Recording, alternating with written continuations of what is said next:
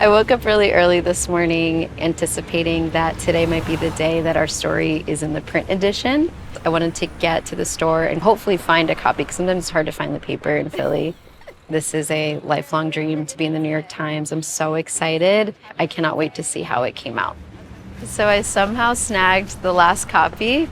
I asked multiple people, they're like, that's it, we don't have any more. Crazy feelings all around. Oh my God. All right, so it is a full page, unbelievable. So I think when I was reading the article, it really dawned on me how this moment is over 7 years in the making. When I was first conceiving YOWIE, when I was reaching out to those first artists about working with me. So I was just really excited to see their work in the print article as well. And I'm so proud of them. It's like a moment for all of us. All of the people involved, of which are so many, are what make YOWIE so special. So I've just been looking back at all these moments in here, so many quotes from people like Olivia Kim, who is another person I admire. She used to be a part of opening ceremony, which was by far one of my favorite stores when I lived in New York. I also got to visit the store in Japan, and I remember like crying the first time I went there because it just was so magical and just this world-building way of showing retail that I don't think is done very often. It was just as much about the interiors as it was about the objects that were on the shelves or the clothing on the racks, and that's what I've always been aspiring to. So hearing Olivia Kim talk about me, I got so many messages on Tuesday, probably the most messages I've ever received in my life. I'm still finding DMs that I actually didn't even get to read last week, which I feel terrible about, but people just saying really nice things, people that I work with that are really proud of the pieces they made for us. This article is for me, it's for all the artists, it's for South Street, it's for people that are looking to do something different and to make a change in their neighborhood, no matter how small. So I'm very proud. This is a huge, huge day for us. Cool.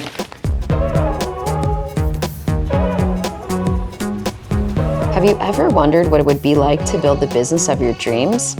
Hi, I'm Shannon Maldonado, the founder and creative director of YOWIE, a gift shop and boutique hotel in Philadelphia, Pennsylvania. When I started out back in 2017, I had so many questions and no idea where to look for answers. That's where the idea for this show came from. I wanted to help unpack the day-to-day realities of running a small business, and I desperately needed to be inspired and encouraged to keep going when things got tough. Along the way, I'll share some pieces of my own journey as my shop YOWIE grows from an online store to a 13-suite boutique hotel, gift shop, and cafe. So let's go. This is small enough. It might help it feel natural if she like walks and sits down or something. That feels better. It feels like, this feels a little awkward it feels like, to oh, me. hey, didn't see you there. Yeah. When you come and sit down, it's like, Cool. All right, I am rolling. Okay, cool. Okay. Wow, we're like, oh my God, I'm like, sorry, hold on, I pulled the wire. Wait, let me try that again. Small Enough, episode 2, we're back. We have a camera crew. Friends are mic'd up. We're sitting in my office. This is kind of insane. Used to doing this on my phone, but now we're actually, it feels a little more real this way. So I am sitting back here thinking about opening the New York Times a few days ago and cannot believe that that happened. I'm still processing that happened after, a lifelong dream. At this moment, I feel like I always get very reflective when these, big things happen for the brand 7 years later. I was thinking about my friend Keesean Moore, who owns Moore Vintage Archive, which is just down the street. It's actually across the street from our first location, which feels also very timely. And I just need someone like him who can ground me in this moment because I feel like I'm floating a little bit and kind of a little untethered, just thinking about the future and what this means and now almost the expectations that are on us. I'm excited to walk down and chat with him and see what he's up to and just be with a fellow small business owner and get to it. Great.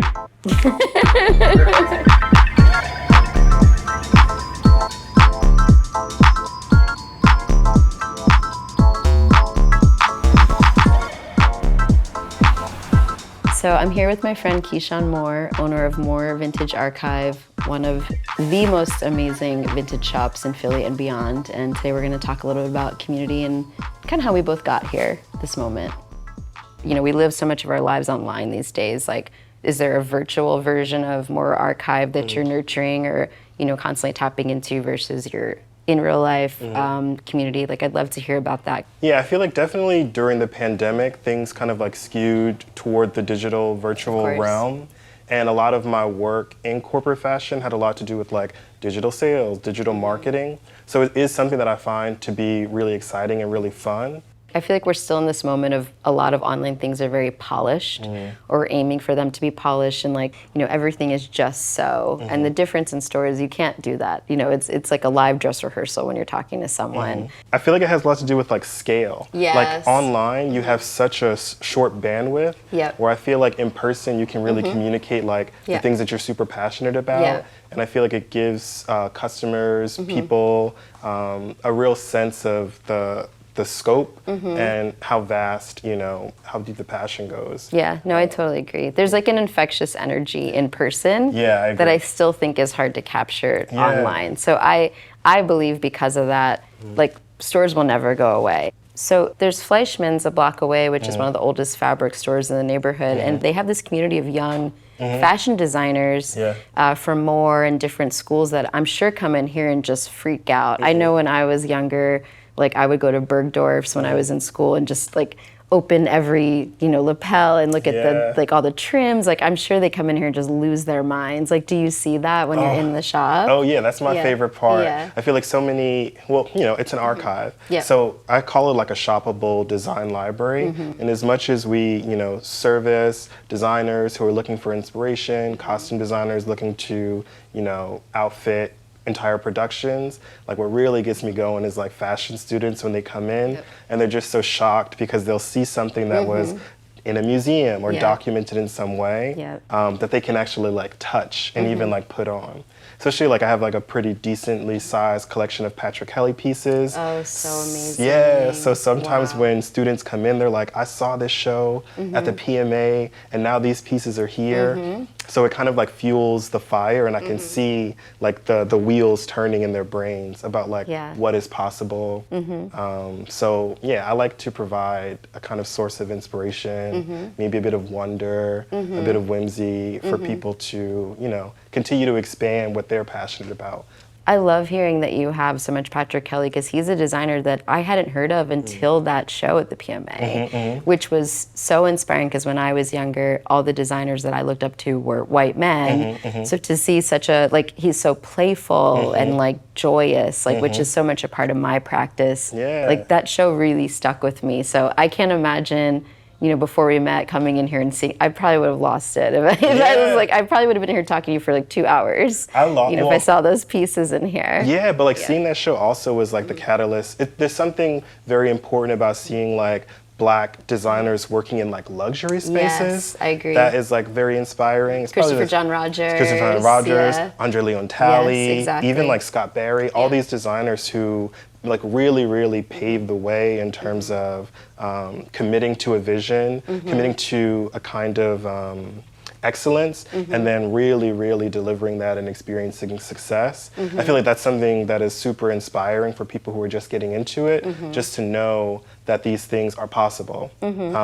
So there is a source of pride that I feel in owning this store. Not to say that everyone wants to be a vintage dealer, but to see someone who is really giving it their all and, making a concerted effort to be the best that they can be. I do feel that kind of inspiration when people come into the store. I love it. So in this pivotal moment of YOWIE and building this new version of YOWIE, because we're opening a much larger store in this mixed-use space, I've been thinking a lot about experience and how experience in spaces builds and creates community. How can I make someone feel really happy like the second they come in the door? Now when I go into stores sometimes, and this is all kinds of stores, people are not saying hello to you, you're kind of getting this a little bit of a cold presence when you walk in, and it really, it like changes the mood for me. And with YOWIE, I always want people to feel welcome when they walk in. I always want them to be greeted with, a hello or a smile. Like I think just a smile breaks down so many barriers for so many people. How do you feel like with more, how do you continue to build? Like, do you think experience bleeds into community and like the customer experience and the guest experience when they enter your space?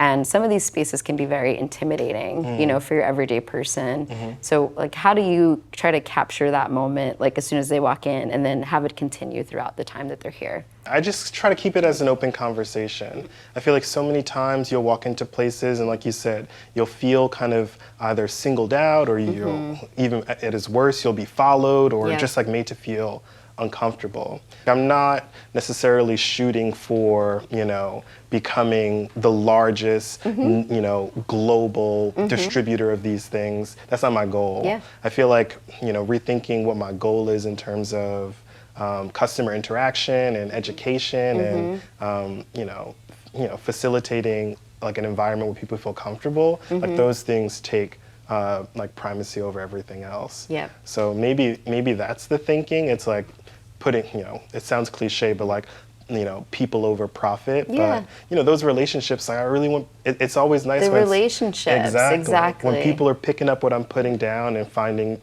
value in the things that I find, you know, exciting, like that to me is almost even better than a sale.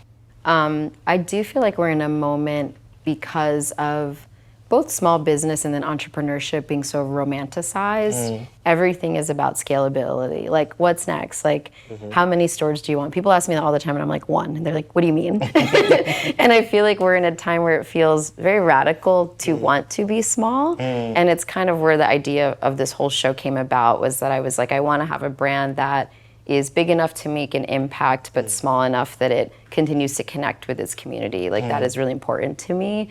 I never wanted to own some huge company. I wanted to own a very special brand that people really connected with. For me, it's like if I keep and hold true to this idea of like personal connection, then sky's the limit. And I don't necessarily need to like force anything. Hopefully the things that are meant for me will come to me in their own time. Totally. And I feel like throughout this journey, I've had different people. And entrepreneurship can be a very isolating practice. And the times you're like, wait, why did I leave my full-time job? Because I've asked myself that many times. Exactly. People don't know how much like you have to keep kind of motivating yourself over and over and over again. So to have the support of others, were there different people along this, you know, journey of More and before More even that you feel like kind of helped like mentor you or helped you find your way, or someone you can almost like phone a friend when you're in doubt? Like, has that been a part of your story? Yeah, I feel like maybe the closest person to like the trajectory of the business has been my brother. Nice. I can call him at any point in time and just like, I need to vent. I need for someone to like hear what it is that I'm thinking about. When it comes to like a mentorship, I feel like, you know, as an entrepreneur, largely like, you know, your choices are your choices. You have to follow your gut intuition. So there's not really any advice that can kind of sway you in any different way. But the most impactful thing is to have like a listening ear at a moment where you feel lost or overwhelmed or, you know, a bit unsure. There have been a lot of like negative experiences, negative interactions, bad bosses who have probably taught me so much more about like doing things that you don't want to do, learning hard lessons, making, you know, what may seem at one point very drastic mistakes and being able to recover for them. Yes. I feel like those are the most important lessons. Maybe, like maybe even more than having like a friendly ear, like having someone challenge you, yes. or maybe provide a more realistic vision of the journey that's ahead. Because it's not all going to be, you know, roses, daisies, and flowering fields. Like there will be moments where you will be tested and challenged, and I feel like your ability to kind of get through those things really create a benchmark where you can look back and say, oh, I've done this, I've gotten through this, and I will be able to get through the next thing. So on the same topic of learnings, reflection, if I came up to you and I'm like, Keesean, I want to start my own business, what are 3 lessons that you learned or 3 things you would tell them just like cold, like right off the bat to get them started? I would say start now in whatever capacity that you can. Like entrepreneurship requires a kind of fearlessness. So don't be afraid to start. You have to start somewhere because there will be things that you learn along the way. Maybe also this idea that experience is cumulative, like don't dismiss even negative experiences. We're talking like bad bosses. Don't dismiss negative experiences or even like jobs that you're not super passionate about. Find something that you're definitely learning from, because those skills will be invaluable as you continue to progress. And then maybe also just like trust the process as best you can, and keep your ear to the ground. Like it shouldn't. There will be, obviously, owning a business is very hard, but there will be moments where things feel a bit more effortless. So, you know, don't be afraid of paths of least resistance. Not everything is kind of like, you know, bulldozering through a wall. There will be moments where things just like click and you're like, oh, I have this experience, I am prepared. So maybe that's like, don't rush the process also. I love that. Yeah. Because I think when you start a business, once you like, you shoot yourself out of that, you know, cannon, you're always then waiting for the other shoe to drop or for something to go wrong or like, this is supposed to be hard. Like people have said that before, like, it's supposed to be hard. And I'm like, does it always have to be hard? Yeah. And sometimes you'll work on something that is really challenging or takes a long time to build or create. And sometimes you're like, wow, that was really easy. Yeah. You know, and it's, you almost question it. And I even need to work on like not questioning when those things just kind of come together, because I'm so used to just treading water or trying to figure it out. Yeah. But and that's a good one. I feel like a lot of it has to do with, well, honestly, it's like trusting in your own experience and like building that kind of confidence. I feel like very often you're moving through things that feel really difficult, and a lot of the reasons why they feel difficult is because you're not necessarily trusting that you're a bad bitch, like trusting that you can kind of get things done and see things through.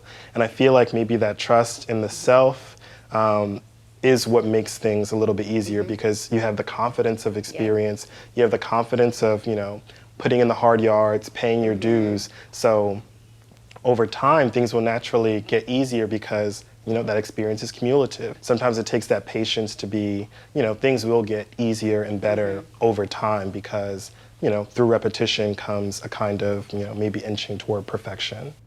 And patience, I think, is one of the biggest things I tell people, because you just got to keep doing it and build upon it. And I feel like in our 7th year, I feel it's almost like our brand's like 30s or something, where I'm like, yeah, I know what I want. I feel good about where we're going. And I do have a very different sense of confidence in myself as a leader and in the brand that we've, you know, had this time to build and to learn and to succeed and to fail and to just keep rolling, you know, down that hill and collecting lessons that will take it to the next, you know, 10 years and beyond. So it is a good feeling.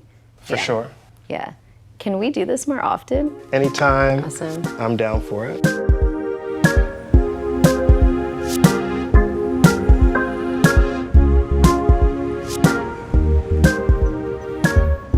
Just got back from talking to Keesean. What an inspiring conversation. I feel like we're both on the same page about so many things.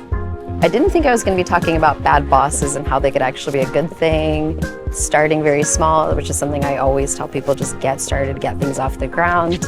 And then lastly, continuing to make sure that your guests and the community and the customers around your space feel welcomed and invited. That's a big part of what we do at YOWIE. So I can't wait to unpack some of this stuff even more, but for now, I gotta get back to, the shop is packed. I gotta get back to the shop. So I'll see you guys soon. Bye.